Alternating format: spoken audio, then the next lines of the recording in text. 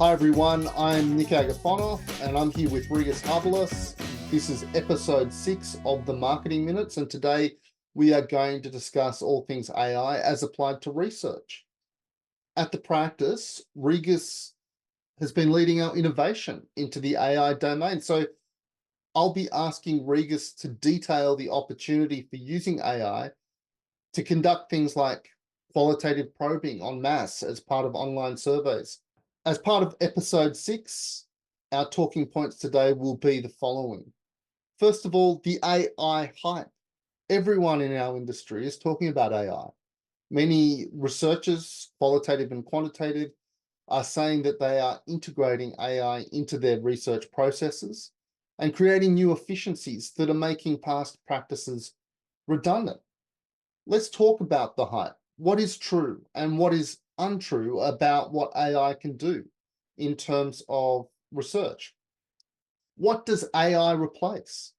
And what can't AI replace in terms of qualitative and ethnographic research?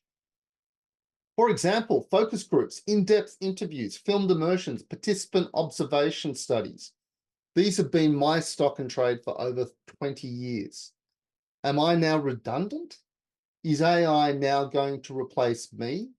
Is the insight specialist of the future now simply going to be an insight manager, managing AI systems that do all the work for them? We're going to talk about this concept of qualantive. Rigas has coined this term to define an approach to using AI as part of qualitative inquiry. What does qualantive mean? How is it different to quantitative and qualitative inquiry? What opportunities does Qualantive offer researchers and research buyers? What can we now do with AI that could not previously be done with either quantitative and qualitative inquiry? How is Qualantive different rather than a replacement for quantitative and qualitative inquiry? Finally, we're going to talk about ChatGPT. Is ChatGPT a friend or foe of a commercial researcher? I've heard of some researchers now heavily dependent on ChatGPT to do everything from writing proposals to analysing text and generating research implications. A couple of things here. Firstly, does ChatGPT have any biases? As researchers, we learn from the outset that we have to manage our own personal biases in order to produce objective analysis. I've heard that ChatGPT is programmed with kind of an ideological bent. Is this a problem when it comes to using ChatGPT as an analysis tool? Secondly, what happens when you drop a bunch of data into ChatGPT? This data is inevitably proprietary data. Does ChatGPT absorb or record this data permanently somewhere? What exactly happens to the data?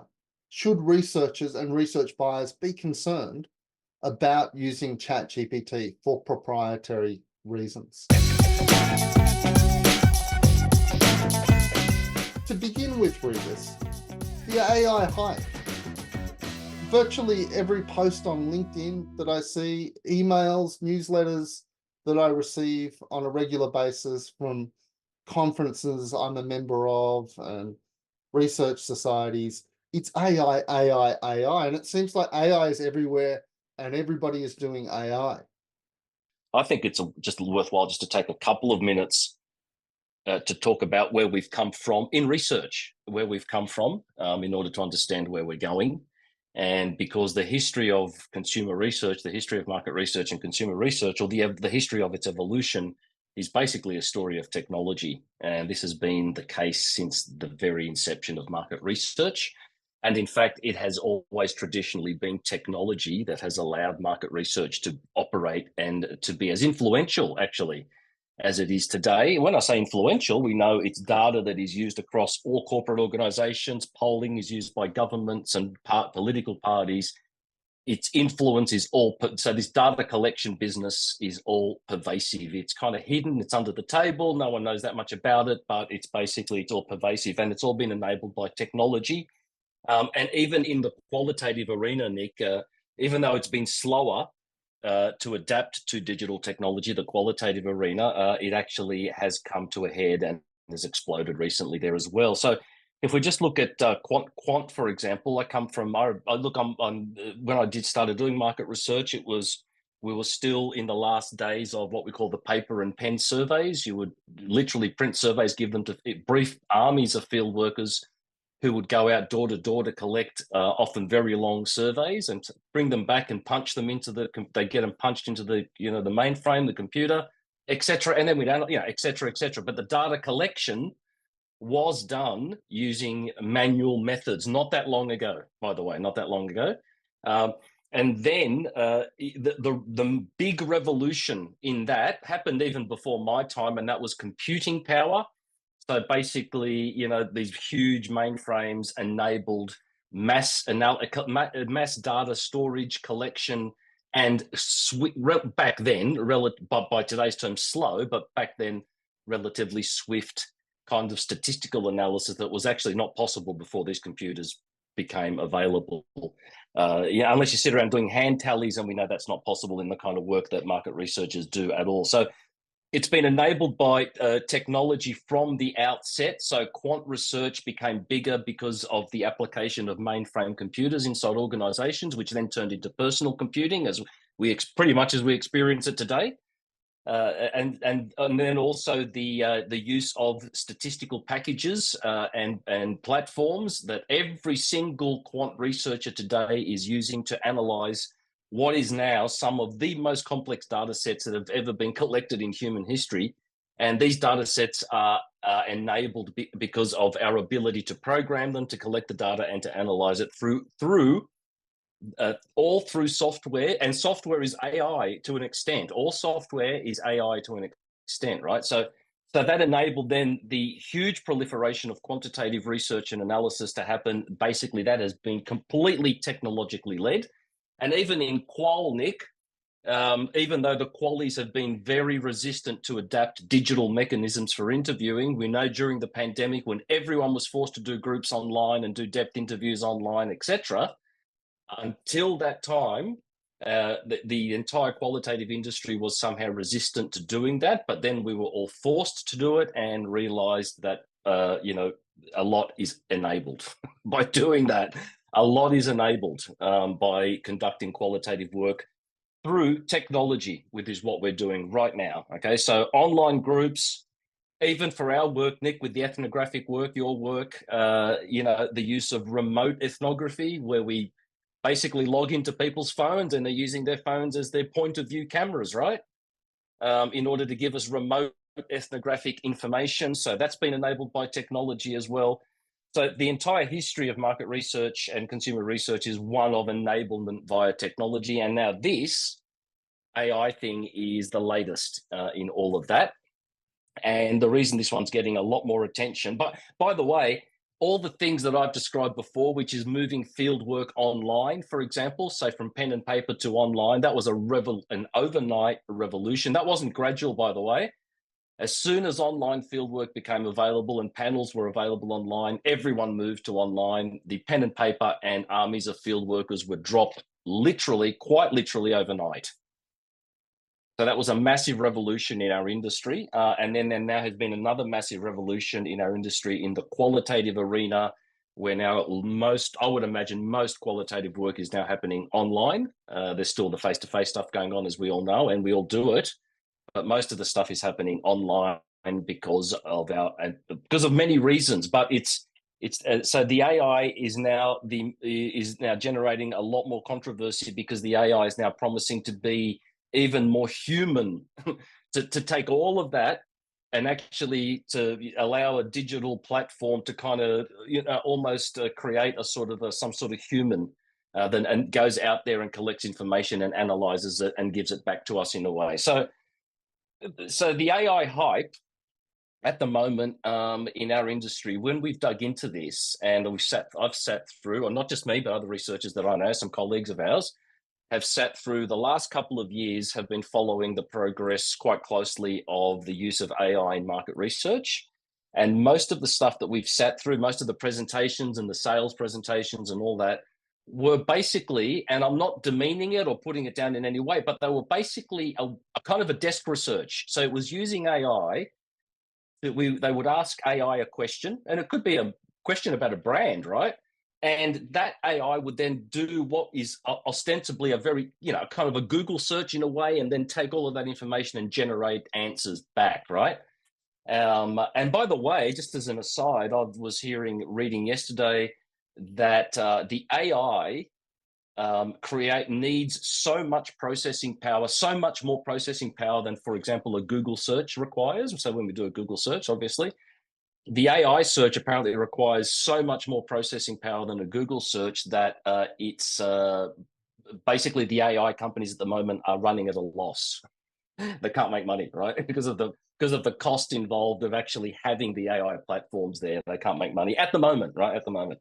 So basically, what we've come to the sort of conclusion that most of the AI stuff that's being sold into market research at the moment, and there may be some exceptions to this, right? But most of it seems to be a type of desk research, not primary data collection. So not an AI interface not an AI platform that interfaces with the consumer, with our respondent, if you know what I mean. There is no respondent because there is no question. The question is, do a search on this and tell me what you find, ostensibly is what it is, right? But to be honest, I and the clients that I've spoken to find that of limited value because they can't rely on what's out there about at the moment. They can't rely on what's out there about a brand or a category or whatever, or on the kind of motherhoods that AI often generates as a result of that. They can't rely on that for their marketing or for their information needs. It's not specific enough. It's not deep enough. It's just it's too general. It's too broad, and it's not reliable. It's not necessarily coming from their consumers. You ask it to do a job, like find out information about a target market and provide you with implications for that. And what you're saying is that currently the majority of tools that are out there seem to be sifting through data, which is already on the internet, sifting through analytical findings and other source materials, who knows? But if they're it's got published. access to presumably commercial papers, social media, a whole range of different data points and artifacts that are available online. And the AI is effectively trying to crunch this and turn it into meaningful outputs in terms of themes, groupings, insights, and to an extent, even implications. But you're saying that this, up until now, has been lacking value and validity for potential research buyers. Validity is a big one, right? Lacking validity. One of the things that they want from market research is a sense of validity, is a sense that what we're reporting has some semblance or some relationship with the truth. Right? So rather than, like you said, and they know the source, and this is the other thing, they know the source of the data that we have as well. We know we recruited 500 people for our survey. These are the people. They don't know them individually, but they know that these are the people. They're all users of this brand or that brand or XYZ, right? So it's the usual thing. But all of that supplies our clients who need this information for their business decisions, and often very serious financial business decisions, amounts of money that would make most of us balk, right? Required with their investments, right? So they need this information to be as truthful as possible, and objective as possible. And there's no way they can achieve that by just relying on unknown, like you said, a myriad of unknown data points, which could be opinions, articles, papers, scientific, it could be anything, right? It could be almost anything. We don't know. And so validity is a massive one. So to date, and of course, Nick, we're here to talk about what we've been doing that is different to this, but to date, that's what we're finding. It's, if I could call it more of a in our parlance, a desk research tool, so to speak, right? Yeah, and as a desk research tool, Yeah, it's pretty good. Watch out, right? So beforehand, we used to have when we sold in desk research, and it was usually for not much money as a prelude to a project. Someone would go off and do it and do Google searches and this and and sit down and do 20 slides for us on the desk research, or we do it, right? Well, I mean, yeah, these sophisticated AI desk research things, they do a pretty good job getting some stuff together and summarizing it. So as a desk research tool, which is how I would categorize it, probably has quite a lot of value in that regard because of its ability to search and generate answers. We might not ask it to come up with any implications. We'll do that, but it certainly is good at getting out there, finding stuff, summarizing, bringing it back, and you can sift and you can sift through it, right? It just throws this stuff back at you. You ask it to give you stuff, it gives you stuff back, and you sift through it, and you make the decisions about what you do with this information. But let's make no mistake. Let's make no mistake that it's already out there getting information for us. So the function of the desk research assistant, if there was ever such a thing, because there's not, but let's just make it up, or the function of a researcher performing part of their task as desk research has now become automated to the point where they can ask the they can ask the AI to kind of do it for them. From desk research, let's move on to the field that we're interested in, which is what we do, which is what everyone in our industry does, which is the recruitment and collection of single source information from specific kinds of audiences to suit our clients and business needs, right? Let's talk about AI. So what we're talking about now is beyond this application as being an incredibly efficient mechanism to conduct broad-based desk research. Now we're talking about, can AI be used in relation to a specific research focus with a set of specific objectives in relation to a specific sample set? Tell us about your concept of Qualantive and how this evolved and how you've been applying it in relation to this particular research arena. From a methodological point of view, why does this thing Qualantive exist? And that is because of an innovation in AI that now, in a nutshell, allows us, and we have been, and this is happening already, this is not a future thing, this is happening already, we're inserting, let's call them AI avatars, chatbots, whatever you want to call them, doesn't really matter. We're inserting AI avatars into surveys to conduct short conversations with respondents who are answering a survey, right? And at the moment, they're typed conversations and all that stuff. And the avatar initiates a question, usually we'll come into this later methodologically, initiates a question and then probes and creates a short conversation and does this with everyone in the survey. 400 people, 500 people, 2,000 people, however many people you got in the survey, do it with all of them, right?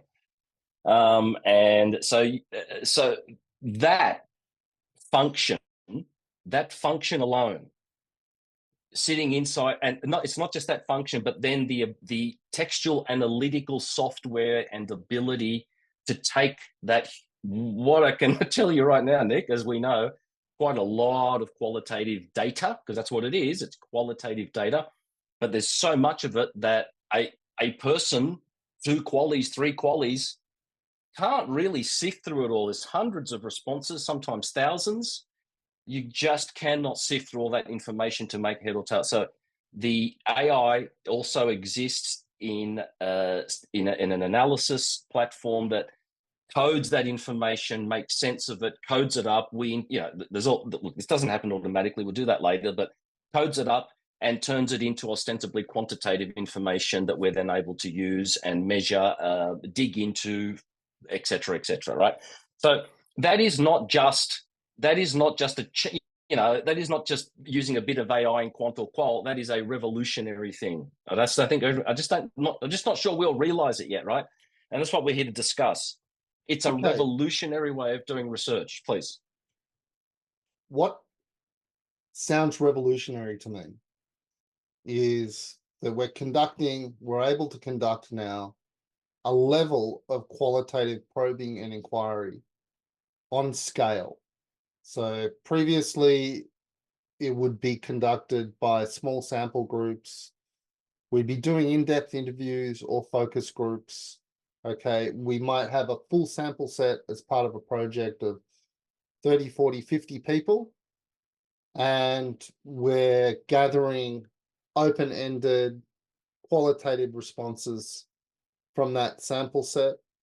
Now we're able to attach a chatbot, or as you call it, a qualitative avatar or a research avatar, into online surveys with 1,000 people, maybe even more, collecting an enormous amount of what effectively is qualitative verbatim. So verbatim in textual form, from large sample groups, but which is qualitative in nature, in terms of what we would actually classify it as data. And then from that point, there's now another phase, another different application of the AI, which is being able to code all of that verbatim, being able to measure it, actually put it into a series of statistics. So as a very simple example of the statistics that would be generated, we would have it indicating how many times a particular word or term had been mentioned in the verbatim.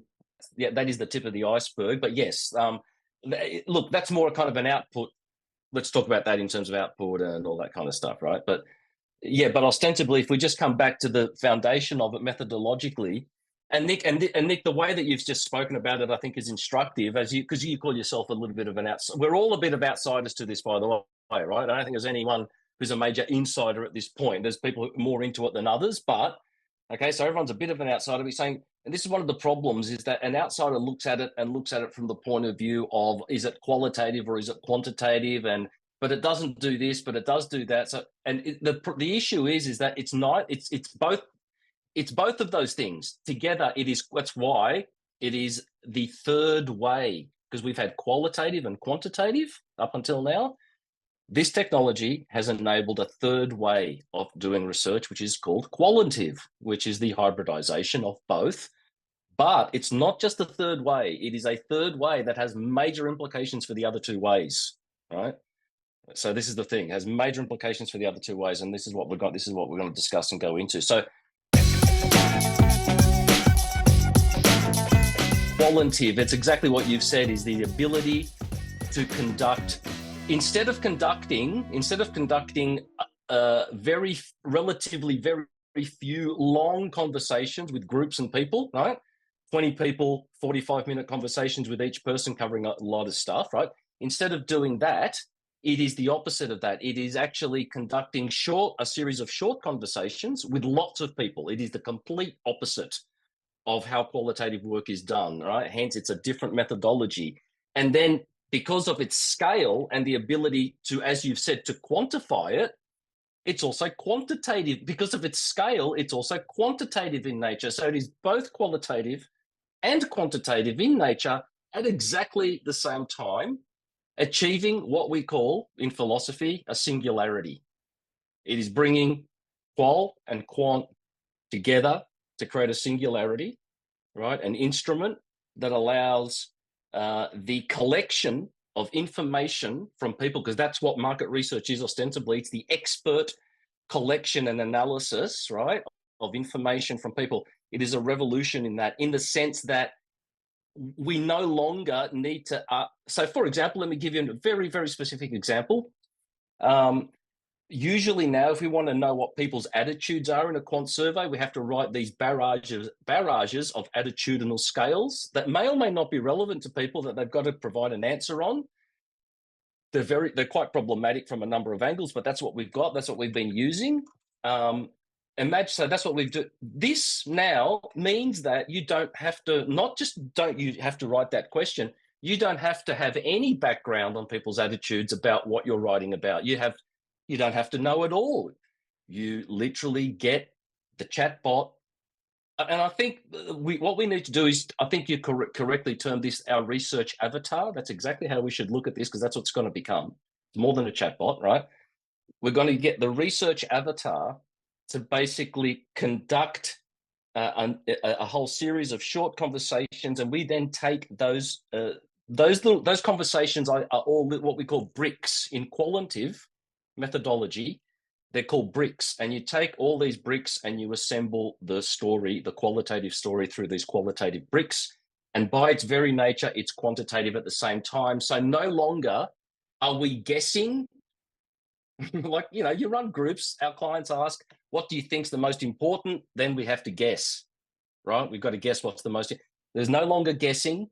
There are mechanisms by which we know how important certain things are relative to one another inside a conversation, etc.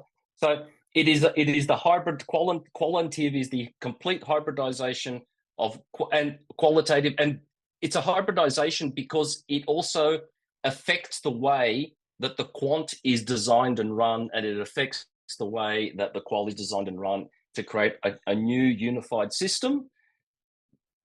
In time, that unified system will probably become quite normative and give us the ability to understand what people think, what their attitudes are, simply by asking them the question, how they feel about something, right?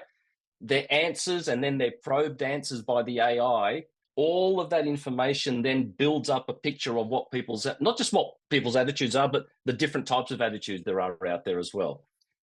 So this is what I'm saying. As a researcher, you can go in, design a survey, add open-ended questions to which you do not already know the answers. Hence, you don't have to design these scales and all that sort of stuff. And then just generate your insights from the pure qualitative data that you are receiving back, right? So if we think about it as a new way of doing research, because that's what it is, it's a new way of collecting information from the respondent. It enables a level of interaction en masse that we've never seen before.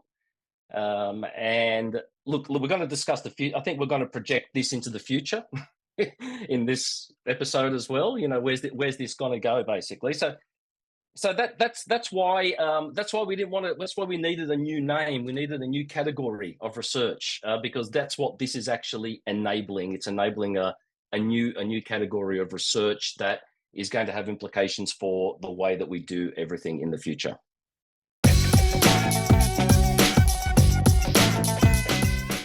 I remember back in the day as a junior researcher, I used to be sent out to do vox pops on the street, which would be 5-10 minute qualitative interviews. And it sounds like that this is something that's being done en masse, but in a focused way. And I believe that you can also share stimulus with people, and there isn't a restriction to the sorts of questions that you can ask people either. Presumably in the future, if not already, you can also get visual and video responses. Quantitatively, qualitatively, ethnographically, recruitment. Nick, this has implications for recruitment, future recruitment of qual. It has implications for everything. This is what we're trying to get across, right? So let's deal with the methodological and possibilities and applications in a separate thing. What we want to do at this point, Nick, I think, is alert ourselves and everyone. And look, we're alerted because we've been doing it, right? And kind of started looking into it a few years ago when I kind of got an inkling that this type of platform was even available, even in its infancy. Because, we're always on the lookout for different ways to get information from people. And having gone through the lockdowns and digitized, which has basically digitized the qualitative business. I mean, the quant business was already digitized, right? The qual business has now become digitized. It's, you're constantly then looking, okay, what's going to happen next? What's the next result here? And, we think this is basically the next result. But Nick, before we go into methodology, I think this is a good time to, because we've talked about the history of it, or let's talk about it as the trajectory, right? What is the technological trajectory of market research? So I think this is a good time to talk about, before we move to ChatGPT, is to talk about where we think, and let's blue sky this, Nick. We're researchers, right? Let's blue sky it and say, right, where could this go? How could this end up looking? How could these research avatars end up out there? Do you know what I mean? And this is what we've discussed, and this is what our feeling is. Our feeling is that the AI is going to get to a level of sophistication that the avatars will be able to conduct more and more sophisticated probing and conversations. And not only that, be able to, and already can, it's just our connectivity isn't good enough to do this yet with respondents, but not just type the words and receive typed responses, but it will speak to the respondent. It will ask, it will introduce itself to the respondent. It will say, hello, I am Nick, right? My name is Nick. I'm a real researcher. This is my avatar. I'd like to speak with you about X. I'm going to ask you a series of questions. You're going to give me some answers. I'm going to, then ask you some more questions, and it's going to be a short conversation about this topic. So literally, that's exactly what it's doing right now, but in a written form. It's introducing itself. It's asking an open-ended question. It's receiving an answers. It's picking up on certain things to probe on. The conversation ends a minute later, and it moves on to the next question. This is going to advance to the point where it's spoken, and it's going to advance to the point where more and more complex conversations are going to become available, and the analysis power is going to advance to the point where it's going to be able to make even more sense faster of all the information that is spewed back through conversations back to the computer. It's going to get to the point, Nick, and I think we're going to show some people an example of this in a later episode. It's got to the point where you can even, an open-ended question, you can quantify it to the extent of providing a quantitative answer with a qualitative, with its qualitative description as to why, without actually asking a quantitative question at all. So in the future, Nick, is it going to be possible that we could conduct virtually all research? We program these avatars to go out there and we recruit 1,000 respondents. We program these avatars to go out there and have these conversations, ask a few metric questions, and then bring us back the information and make sense of it for us so that we can decide what we use and what the implications are.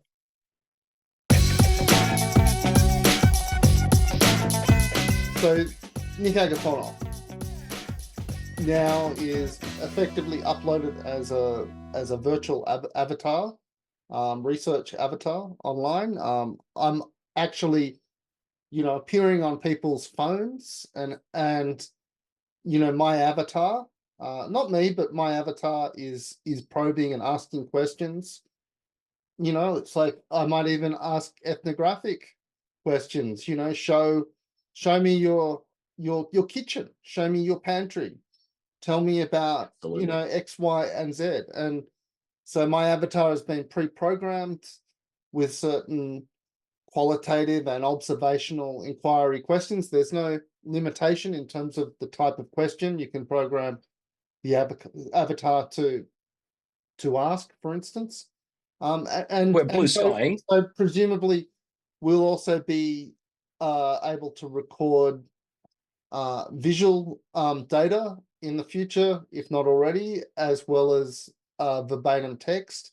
And if we're also interacting with people via their smartphones, that the AI may even be programmed to in situ analyze, certain responses like facial recognition responses, if somebody's happy or sad or excited, etc., etc.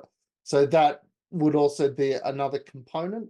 There may even be voice tone responses, being able to identify if somebody is being sarcastic or sincere. That sort of intonation might actually be able to be identified by AI. So if we take it to the absolute nth degree, what we are talking about here is ostensibly an artificial researcher that we're able to create, and we're able to create these en masse. So I'm able to then duplicate myself.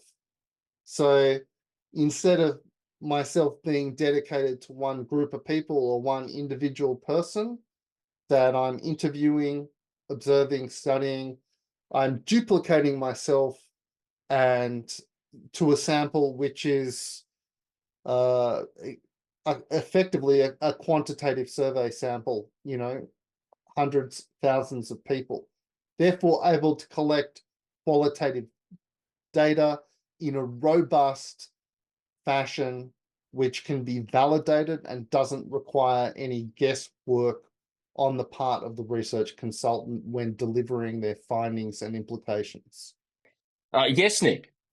I guess if we blue sky it, and we're not saying that the technology is there to do all of that at this point in time, but a lot of it is already actually, and not just that.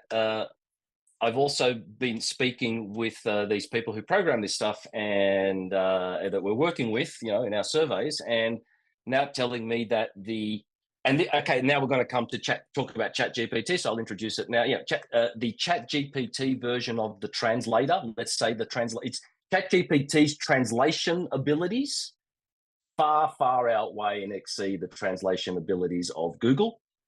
Are far better at translating, and they reckon it's that good at translating that the survey, Nick, that you're designing will translate itself into multiple languages and then translate itself back, because you need the data back in English, right? So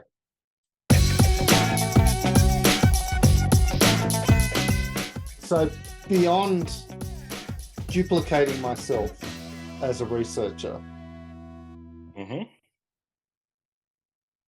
we also have AI presenting itself as an analytical tool. So being able to do a whole range of tasks, from translation through to actually analyzing data, grouping the data into themes and categories, insights, and implications. And I've been hearing that ChatGPT is being used extensively by some people and some organizations to do this type of analysis work. Let's talk about ChatGPT. What are you doing with it? The use that we're getting out of ChatGPT, Nick, are the most useful. And here's the thing, with all of this AI and the technology, it will only be used and it will only be taken up readily if it's of use to us, right? Like I said, we dropped pen and paper fieldwork literally overnight to go to online fieldwork, because that was the answer to all of the quantitative researchers' woes at the time, was fieldwork. So basically just created a fieldwork haven, right? So is it how useful is it? Now, in terms of using ChatGPT to start to write a discussion guide and all of what I call that design type conceptual work, I think it probably has some limited use, in the sense that an experienced researcher can write a discussion guide much faster than someone can using ChatGPT. By the time they get it to generate the guide and then do it, this and that, an experienced researcher has already written the guide, right? So from a time efficiency point of view, an experienced qualitative researcher sees very little benefit, unless they're that busy, right? And most people work with other people and have colleagues, so has very little benefit in that. Where the benefits do lie, and where we've seen them, is when you have, for example, hundreds and hundreds of qualitative responses, like we have collected recently in a tracking study that we've been doing. And we've collected hundreds of qualitative responses, not just 20. 20 is easy. We can read through 20 responses. We can categorize 20 responses ourselves, right? That's what qual is. You take transcripts, you take your notes, you use those. You've done 20 depth interviews, you've done 4-6 groups, whatever.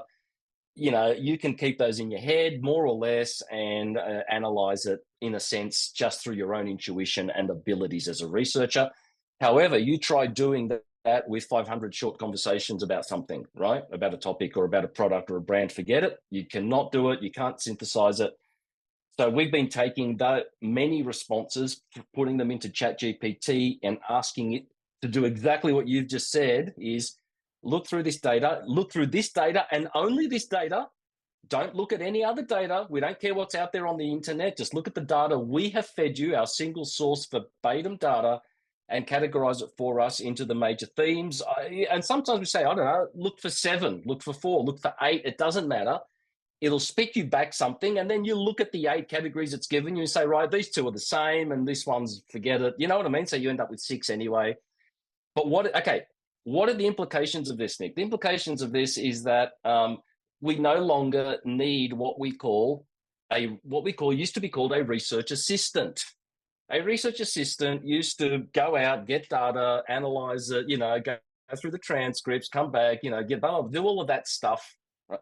This now just kind of does it for you, and it does it very quickly, and it does it accurately, and you have your summary there. And that, Nick, that's what we've been using ChatGPT for. It is hand on heart, and scary as it is for all of us to admit this, right? Because it is scary for everyone to admit it. Hand on heart, it does an absolutely fantastic job of identifying the themes that people are talking about inside open-ended mass amounts of information. It does a very good job.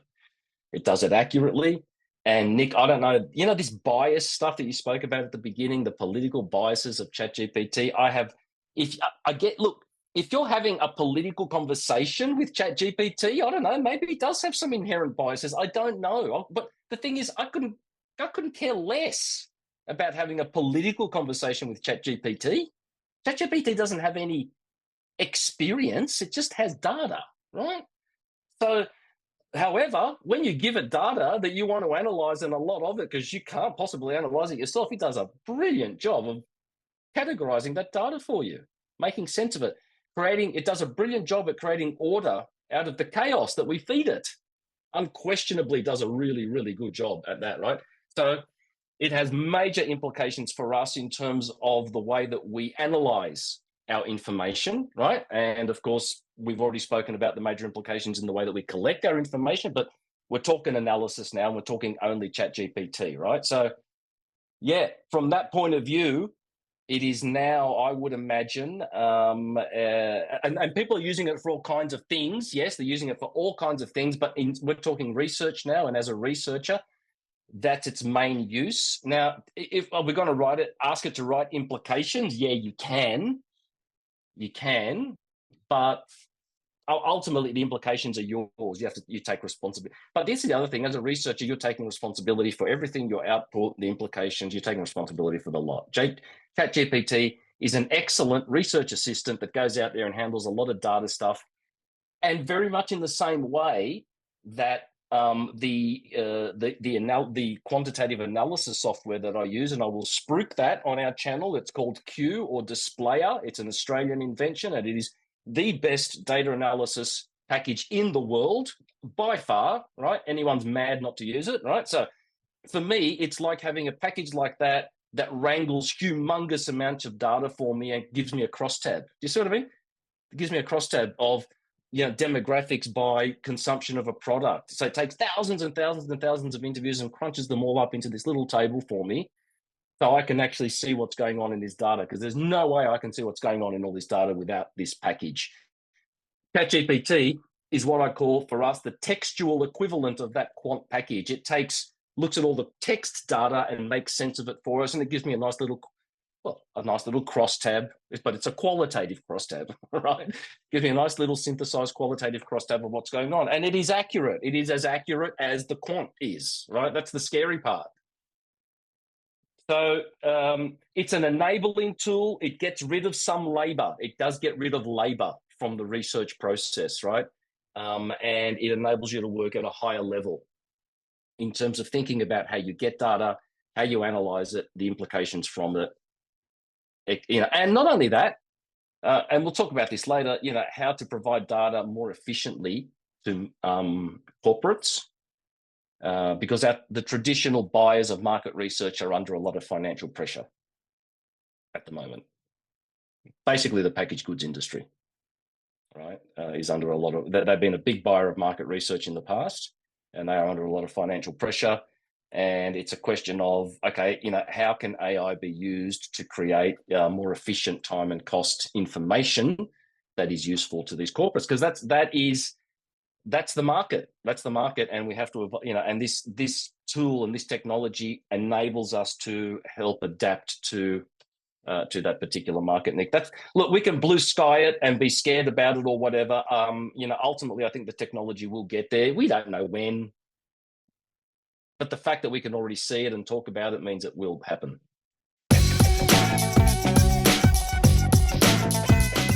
What happens to the data when you put it into ChatGPT?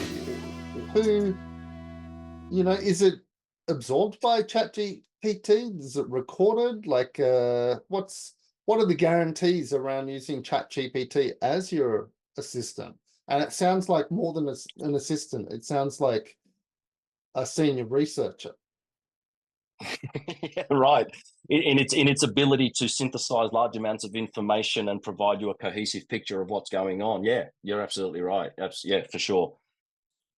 Nick, you asked this question the other day, and I found this to be such an intriguing question because the ramifications of that question are massive for us. Because imagine, we discussed this the other day, right? So imagine a scenario whereby all market researchers around the world start using, or especially, Qual, Quant, whatever, start using ChatGPT. And so what we're doing is we're constantly feeding it information about different things, categories, brands, opinions, politics, everything, right?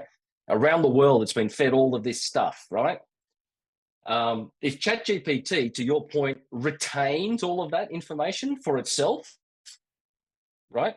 It's conceivable that within the space of years, a few years, 5 years, it's conceivable that you no longer need to actually do anything except ask ChatGPT a question, because ChatGPT has collected so much information already around the world on the olive oil market, and I'm making it up, right? It's a category, right? It's already collected so much information around the world from consumers and market researchers feeding all their consumer data into ChatGPT on everything. So it already knows that much about the olive oil market that all I need to do now is just ask ChatGPT to give me some insights about specific parts of the olive oil market. And it's going to have the data in there because we fed it to it. It's got it. And now all it's doing is it's spewing it back out. Right. Yeah, in the past, Rigas, we would have to sign all of these non-disclosure agreements with our clients around the data. I have a huge personal archive of video recordings of ethnographic sessions, filmed immersions. We are talking thousands and thousands of interviews, which I have on hard drives, which are not on non-disclosure agreements. So I'm not allowed to disclose any of that data to anybody else apart from the client that we worked on the project for. And yet what you're telling me is that people are putting all of their proprietary data into ChatGPT without any knowledge of what's happening to that data at the other end. I've been told, but this is only by one person who's looked into it, that apparently it is, the data is not stored. But that's complete hearsay. The truth is, I have not a clue about whether ChatGPT retains that information. And to be quite honest, Nick, if I could wear my tinfoil hat for just 1 second, I'm not sure I would believe anything said about it, that it wasn't. Do you know what I mean? I don't know if I believe it, because isn't the point of ChatGPT to become an omnipresent, what's the word? Omniscient, omnipresent being? Omniscient knows is everything. all-knowing. Omniscient is all-knowing.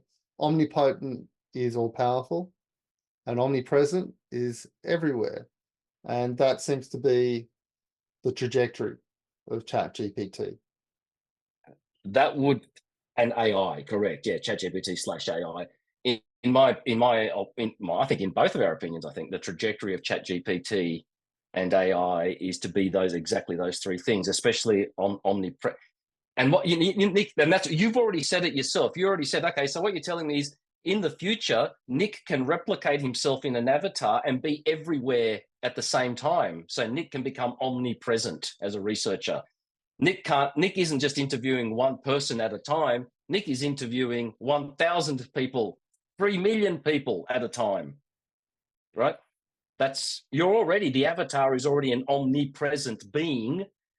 Now, it's not all knowing yet, but the more information we feed AI and ChatGPT, the more knowing it becomes, the more knowledgeable it becomes. So it starts to substitute its lack of experience, because it doesn't have a body, it doesn't have its own, it can't absorb its own information, it can only absorb what we tell it. But eventually the amount of information it receives will be so much that it can substitute volume for its lack of its own experience, if you know what I mean. You know, so you know what I mean? So it can have that much knowledge in it that we've fed it, that it can pretend to be an omniscient being. But it's a pretense, because we fed it. We have fed it the data and continue to do so. When is a simulation not a simulation? Look, Nick, it's an interesting question. And if we become very, very philosophical about it, and if you look at in our culture, we have God or gods in the past. Greek myths had gods. And, Prometheus created humans out of clay, and Athena breathed wisdom and knowledge into the humans. It's exactly what we're talking about now, isn't it? Athena breathed knowledge into the human, and eventually these little humanoids, which were created as playthings for the Greek gods, became potent and kind of took over and destroyed the gods. And the same thing happened with Christianity. We had a God, and now we've destroyed God because we have science and everything. So these beings that God has created have basically risen up, become all-knowing, all-powerful, and destroyed their creators, and have taken over. And I think that is the trajectory that people are now creating God in our own image. So the biblical myth is that God created humans in his own image. It seems to me that we are now creating God in our own image. So it's a strange kind of cycle where not God. Sorry, not God. God created. Okay. The myth is God created humans in his own image, right? I'm not allowed to say his, in their own image.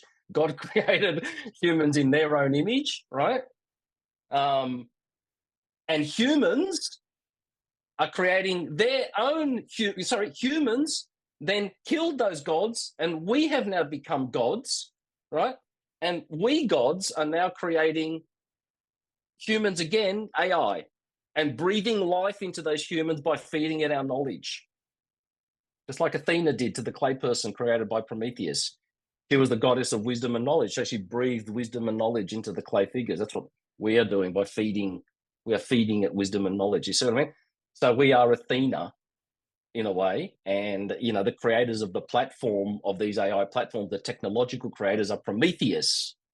You see what I mean? They create the technological platforms, and then the rest of us come in and infuse it with all of our knowledge and this, that, and the other, and it eventually becomes more powerful than us and kills us and doesn't need us anymore, and has answers to all our questions, Nick. Yeah. I think I'll conclude this first session discussing AI just with a couple of comments. It sounds very much like the old adage, be careful when playing with fire. And the only other thing that I would like to say is that it's a terrifying world indeed, with thousands of Nick Agafonoff research avatars all over the place.